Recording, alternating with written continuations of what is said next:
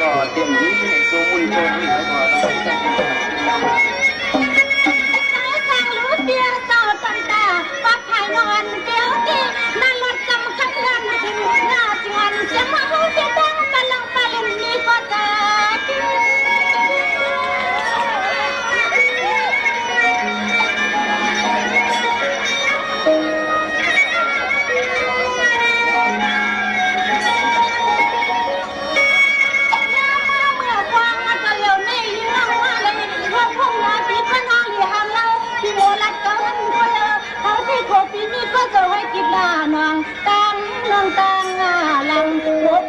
ก็กินน้องเต้าให้ตังน้องตัง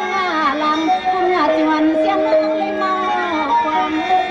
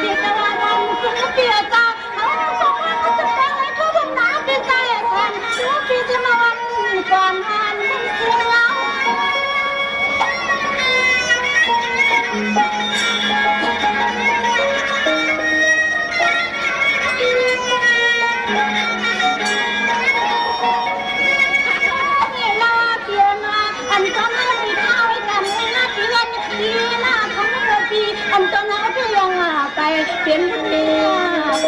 น้อที่ใจทางรู้ที่เหอสันเลยกันมาแต่ก็สัวสัว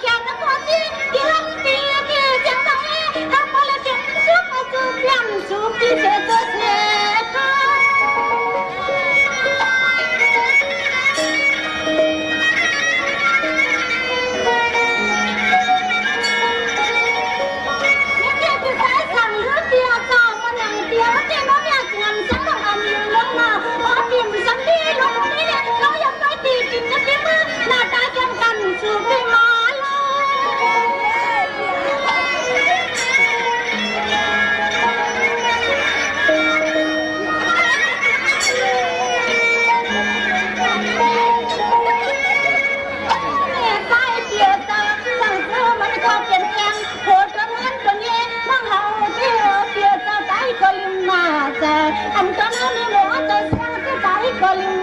มจะยุ่งกันยุ่งนาน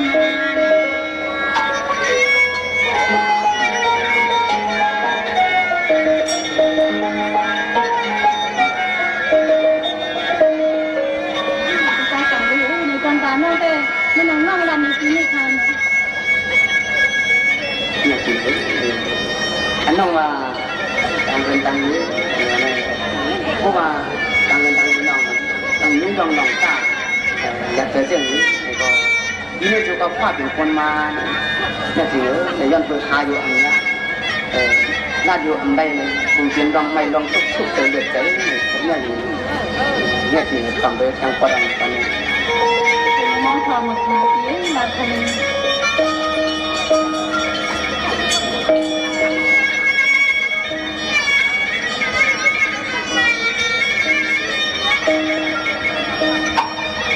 ช่างว่าเมียจริงว่าเนื้อพี่เมียจริงว่าเนื้อพี่ชุดฉี่ไทยไทยอยู่ปะตางในใจพี่เนี่ยจังดองในมือมาขอใจโ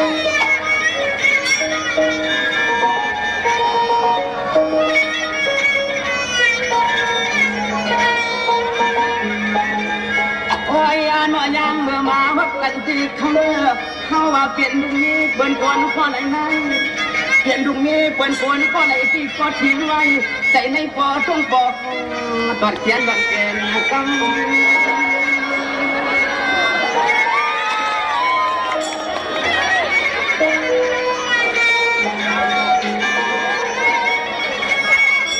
จังว่าอาจารย์นักจริงวันที่ปลอดอาจารย์นักจริงวันหังปลอดที่ปลอดจะปลอดเขียนทองที่ผมวางไว้ให้มันเสื่อมไม่นานนาทีหน้ากำในมันก็คือจะเข้าได้พบเจตนาหอนกัน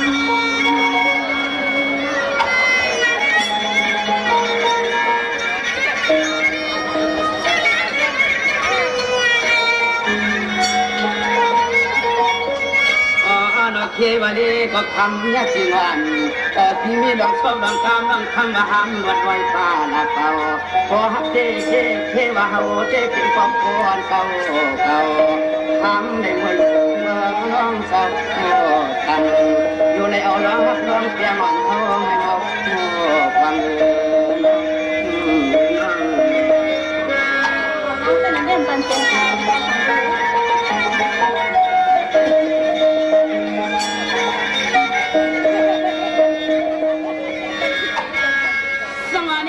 ที่วันพี่น้อพี่ก็ตาเหินกลางเย็นดุมีห้ามกลางอนาห้ามไว้มาปล่อยมาหายปีส่งตาไปยากว่าน้องพี่เทียนจ้าว่าหักใจพี่มันเมื่อนามาเด็กคำนุ่มวันพี่ชูเท้าพี่เต็มใจกันหน่อย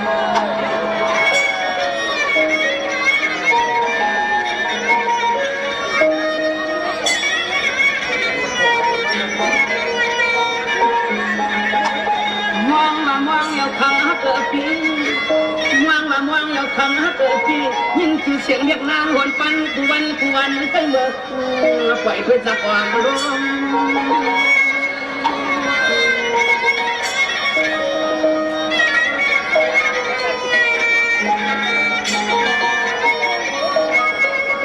จังหวะเมื่อนั้นสั่งเตี้ยวก็ว่าอยู่เนี่ยจริงว่าน้องอยู่ทางนั้นแต่แล้วไม่ก็ได้ยินข่าวเสียมาพวกนี้เรียกว่าการชนต่อที่สมัยในยามพวกชุนยัดยืนวันว่างที่ไหนได้ว่ามุนไอ้กลางปรมีใส่ที่แห้งเลยมาฮักจังเนี่ยจีวันคนนี้ก็คำหยาบปีนักกามลมน้องเอ็มต้นเดียวกันลงสุดสดนะเป็นใจกลาง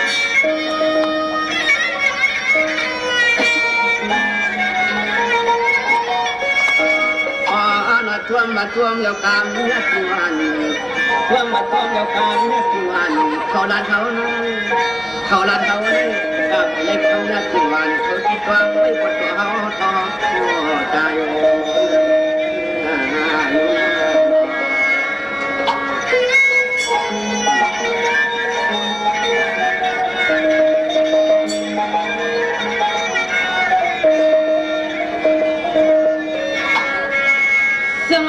ที่วันพี่เอาในการน้องอย่าเป็นอย่างที่เขาในหวังตาเดือดไม่นานน้องเนี่ยที่วันพี่เอาในการน้องอย่าเป็นอย่างให้ใจพี่น้องตาเดือดไม่นานน้องที่ยันวังว่าที่ไหนทันว่าปั่นกระเลยบอกคำให้เราสี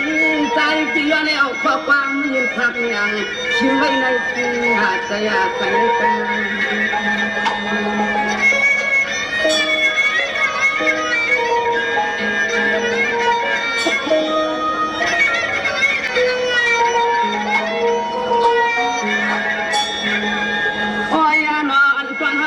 คำหากวันกูคืนเยาวนางหากวันกูคืนเยาวหญิงใจเนื้อนักฮักเหมือนน้องคำเที่ยวในหากกูยังไปหัน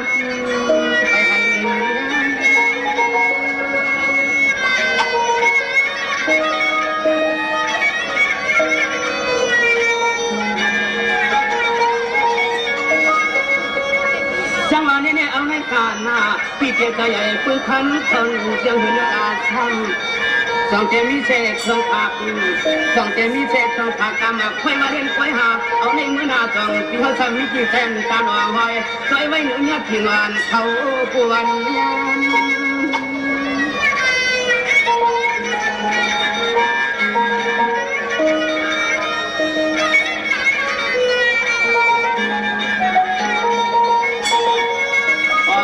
คุยกับจางอ่านที่กลอง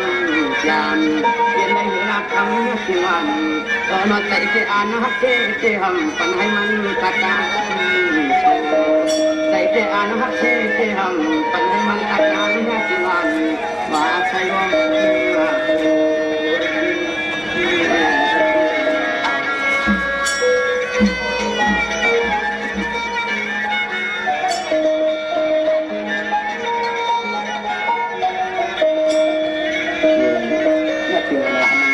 ว่าเรื่องก็ขอบยังต่างเงินต่างนี้ก็อันนี้อันว่านั้นเลยเนี่ยจริงๆการคนนั้นในทรงที่เปลี่ยนที่อยู่อันว่าฮักเล่นตรงนี้เปลี่ยนที่อยู่เลยย้อนตั้งหัวใจน้องเนี่ยจริงแข็งที่อ่อนไปอยู่จริงเป็นไปได้ค่ะน้องนำกันไปเนี่ยเป็นเพื่อนเราที่เป็นมหากรรมอะไรดี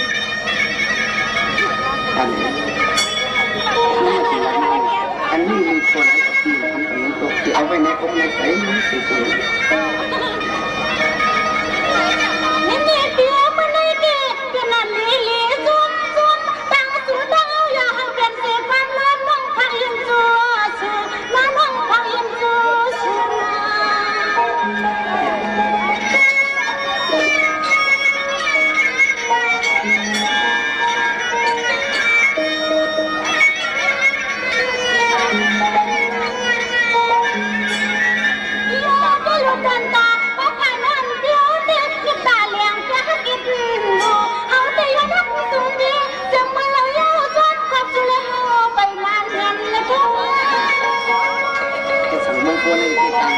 ที่เราที่มันเนี่ยอันน้อย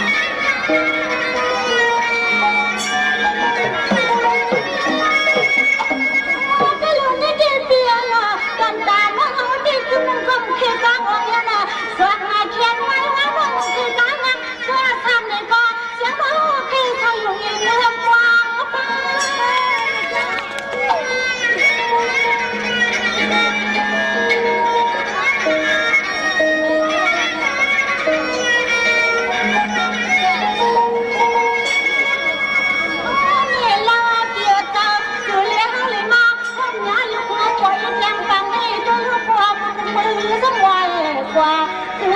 มีคำว่าเลสิแค่เตจังเฮ็ดงานเตจังเฮ็ดถือเนื้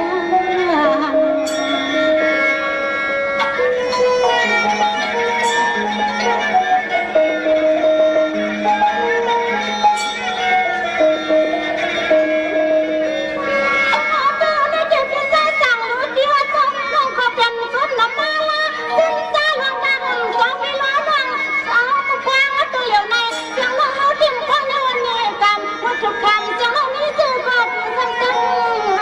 เอาพี่ชายสั่งลูกเดียวปล่อยปัญญาจวนจะเอาเลยตังเนี่ยคือลองไม่ในโครงการอะไรที่เดือนตั้งหน้าที่หัดปนุษย์ทั้งว่าโดยไปที่เดียวกันไม่โดยที่เดียวกันทั้งหน้าที่ก็ขอบคุณย้ำมาความว่าตัวอย่างนี้สาวน้อยก็จงมาสุดเลยสุดแล้วมาหักงานลูกเดียวสาวเสียงน้อยก็เพียงเสืออยากมาตัวเลี้ยวเนี่ยตัวเลี้ยวที่เดียวมันมาพยายามกินเปลี่ยน